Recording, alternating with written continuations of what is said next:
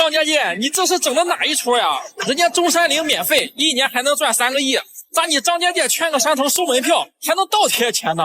啊，这是啥逻辑啊？长城是秦始皇修的吧？泰山是老天爷堆的吧？可你张家界生下来就立在那儿呀，纯的零成本买卖啊，咋还能5年狂亏13个亿呢？你说你设备维修要花钱，但你人流量也不少呀，门票还100多，你这到底是养护费贵啊，还是另有猫腻啊？你这钱到底是亏哪儿了呀？我想不明白。刚听说张家界上半年亏损了6000多万，你说你如果不收门票，作为自然风景区，让老百姓随便参观，你不就不亏了吗？2025年5一长假，张家界单日游客达到30万，刷新了历史的新高。景区内矿泉水价格一度涨至每瓶50块钱，摆龙天梯排队的时间超过了3个小时，场面是热闹非凡。然而呢，在这表面繁荣的背后，张家界旅游集团公司的2024年财报显示，全年净亏损达到5.82亿元，资产负债率高达86%，净利润已经连续亏损了5年，累计亏损额高达13亿元。张家界人气爆棚，却是持续亏损，这种现象凸显出传统景区在流量驱动时代所面临的深层次结构性的困境。把祖国的大好河山圈起来收门票，年年都是人山人海，还能亏得一塌糊涂，这到底是怎么做到的？张家界景区公开声明，上半年已经亏损了6000万。我去过张家界旅游，那森林公园的门票228一位，天门山景区的门票278一位，这也不便宜呀。再说了，这张家界属于自然风景，山也不是人工堆的，湖也不是人工挖的，几乎零成本的买卖，还收这么贵的门票，怎么还能亏损呢？作为一家国有控股企业，张家界旅游集团的持续亏损，反映出公有制体制下的结构性弊端。首先呢，决策机制僵化，大庸古城项目从立项到开业仅历时3年，缺乏充分的市场调研。这种大干快上的模式在国企中并不少见。其次就是张家界旅游集团的高层管理人员多由行政任命，普遍缺乏文旅行业的专业运营经验。2024年的财报显示，公司研发投入仅占营收的0.3%，远低于行业的平均水平。那么更为严重的就是张家界景区员工的平均薪资低于本地的餐饮行业，直接影响了服务的质量。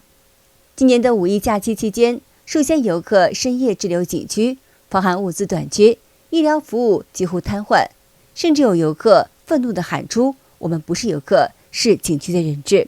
5一假期，张家界上演魔幻大片，上千游客深夜滞留，冻得瑟瑟发抖。在不足10度的寒夜，景区防寒物资根本就没有，医疗点也是形同虚设，投诉电话永远是已经关注。游客怒吼退票退票，喊道我们不是游客，是景区的人质。然而门票却是赚得盆满钵满，服务却是烂到离谱。VIP 客户稳如泰山，普通游客连厕所都要排队半个小时。更讽刺的是，旅游素材法庭处理投诉要23天，违规旅行社屡禁不止，整改全靠作秀。网友怒骂景区掉钱眼里了。一位博主吐槽去张家界旅游遭遇不愉快的住宿经历。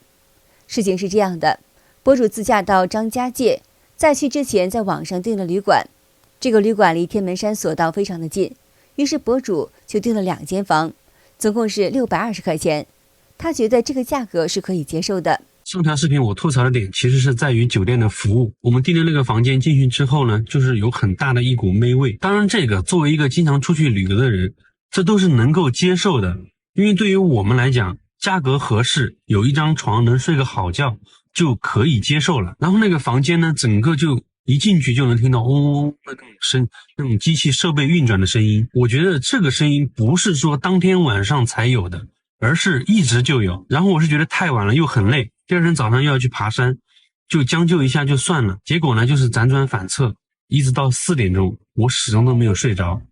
当时我的情绪就很崩溃了，我心想不行，那我就车里躺一躺睡一觉吧。博主下楼以后，看到酒店前台服务员在那里，他就过去问他，这个情况你知道吗？服务员一脸不屑地看着客人，两人对视了好几秒钟，然后他说我不知道。博主看到他的那种表情与回复，感觉特别的无语，就到车里面去睡了。有网友留言：“太能理解您了，外出游玩遇到这种情况好无奈。我也是经常旅游，也经常遇到这种事情。”有山东游客投诉张家界导游在2个购物点整整花了6个小时，不买直接上车就摆臭脸。你能多少这些登记了？你心里比我心里更清楚。我问一下各位，这几天我们对大家怎么样，好不好？你现在是在指使我们吗？对付自己良心，知道吗？不买就是没有良心了。啊，你看一下我这个真不真诚嘛？真诚就是要买，要是有良心。你们知道多少钱嘛？因为博主分享去张家界避坑的经验，他表示千万别报名参加旅游团。他陪爸妈去看森林公园，本来想有个导游带路，能够少走冤枉路，老人没那么辛苦，于是就报名参加了一个2人游的团。结果这个旅游团去了4个购物点，老人走得累不说，也没剩多少时间来看景点。旅游社的口头承诺跟实际情况出入太大，说只走2个购物点，实际上是去了4个。本来说好住4星级的酒店，实际上住的那就是饭馆楼上的小旅馆，自己去订大概也就是几10块钱一间那种。有的购物点伪装成人文景点，讲解员也挺有水平的。某某历史人物的部下通过苗医苗药起死回生。有的购物点是不需掩饰的，比如玉器城，这些花花绿绿的石头我不懂也不敢买。比如天价特产店，10双筷子69，3支牙膏150，太看得起我了。还有苗医苗药，也许真的包治百病，可是没有病的人买来干什么呢？38元餐标的自助餐，像上个世纪的学生食堂，清汤寡水，味同嚼蜡。博主表示，走这一趟钱没少花，体验很不好，千万别报名参加旅游团。下午就去张家界了，我仔细在网上研究了一下张家界的各种骗术，所以我要做出以下的承诺，因为我感觉那个骗术都是针对我的。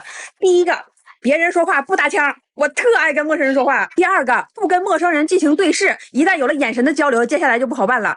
第三个，提前订好酒店，绝不换酒店。第四个，订好景区门票以后，绝不轻易退门票，不要相信什么半价、免费、优惠。第五个，不要不好意思，有事儿就报警打110。第六个，一定要去人群多的地方，要进好一点的酒店，要去人员密集的地方。博主表示，大家旅游要保持警惕，这些全是网友们晒出来的被骗的教训。游客挨宰情况在其他地方也是时有发生。博主慧慧到重庆第一顿饭就被宰。他说，由于需要18块钱一串，牛肉串特别薄，15块钱一串，指甲盖大小土豆粒儿4块钱一串。出租车师傅说没有那么贵，本地人和外地人价格不一样，价目表就是为了宰外地人。来重庆的朋友住在五院附近的哈，千万不要去这个烧烤店，五院烧烤。重庆文旅我觉得可以出来调整一下了，4两牛肉卖90，这一家绝对是刺客。不信邪的朋友可以过来试一试，不信邪的朋友可以过来试一试。我们几个人，我们相当于3个人吃了几串烧烤，400多。我就想问海南人啊，这个虾他说是新鲜养殖的，看了，这个虾到底对不对？我让他换一份，他跟我说这样就这样，然后我跟他狡辩了几分，他说给我换一份，待会儿咱们看那份啊。你瞅这后上的多好，你这要拒绝，跟他们要拒绝，那是前一份上的，这是后上的，这多好，是吧？这里是张家界最具争议的文旅项目大庸古城。这座斥资25亿元、占地达到26.9万平方米的仿古景区，自开业以来已经运营了3年，却始终是门庭冷落，平均每天接待游客不足20人，累计亏损已经达到5亿元，眼下正在濒临停业的边缘。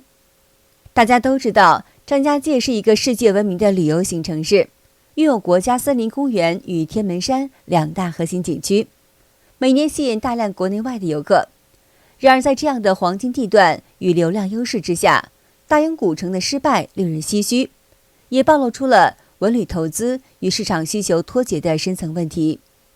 偌大的张家界大庸古城占了是老城区半条街，建筑做法叫一个精湛考究，青砖瓦房，古香古色。可是现在你去古城游客中心，却关门闭户。古城历史博物馆硬是办成了书法展，好笑！巨额投资与惨淡经营的反差，耗资24亿元建成的大庸古城，运营4年亏损超10亿元，目前日均购票人数不足20人，停车场竟成为一盈利项目。这一数据与立项时年净利2亿元的豪言形成刺眼对比。大庸古城所在区域本来有真实的古街，然而在大庸古城项目启动以后，这些历史街区被大量拆除，取而代之的是仿古一条街。该项目选址于张家界城南的明清古址，官方宣称将保留并修缮3元宫、朝天门、古城墙、古树名木等人文景观区。然而呢，大庸古城在实施过程中大规模去旧改新，老城区街区被拆除，诸多历史建筑遭到推倒。除保留了3元宫以外，其他南门码头、青石板街道、吊脚楼等传统元素都被替换成了仿古的建筑。这种做法为典型的拆真建假，真实历史街区没有能够保留，换来高度商业化、缺乏地方文化特色的仿古景观。游客到访这类古城以后，常觉得什么都假，像在影棚里消费。最近这10年里，中国建了2800多个仿古小镇，这些小镇现在都怎么样了？天眼查的数据显示，全国仿古小镇背后，开发公司注销跑路的数量正在大幅增加，从南到北，从东到西，各省都有。还有一些古镇的项目，其背后开发公司虽然没有注销，但是业务实际都已经被叫停了。据统计，全国至少有100个文旅特色小镇因为盲目扩张而陷入了烂尾或倒闭，涉及投资数亿甚至是100亿。比如说呢，位于济南市长清区的宋峰古镇，就成了当地的有名的烂尾楼，人迹罕至，杂草丛生。湖南常德桃花源古镇总投资有50亿，总占地面积1600亩，一共有2500多栋别墅，2016年完工。原本计划是要打造成一座真正的世外桃源，涵盖住宅、商业街、大型酒店等的综合性社区。然而古镇在开业不到1年就濒临了破产。有人当时也看好这里，花了几百万在这里买房，结果都还没有来得及入住，就发现这里已经变成了一座空城。很多人都后悔不已，想把自己刚买的房子处理掉，却根本没人接盘。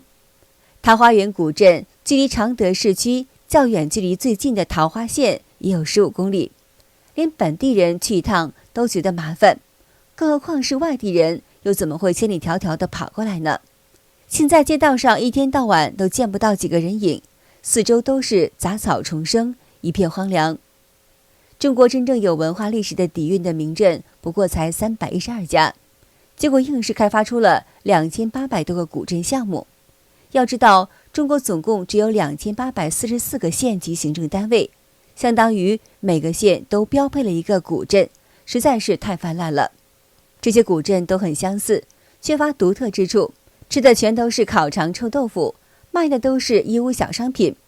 由于同质化严重、运营者管理不善等原因，此类项目轰轰烈烈上马之后，不少就成了烂尾工程，沦为了空城。那么中共地方政府为什么热衷于打造这些仿古的小镇呢？表面上打着文化复兴的幌子，其真实目的却是追求 GDP 的增长。文旅项目因为投资大、见效快，成为拉动 GDP 的优选工具。仿古小镇既能够吸引游客，又能带动土地开发与商业配套，最容易给地方政府带来所谓的政绩。好的，今天就和大家聊到这儿了，请您记得点赞、订阅、留言，并且分享给您的朋友们。感谢您的支持，我们下期节目再见。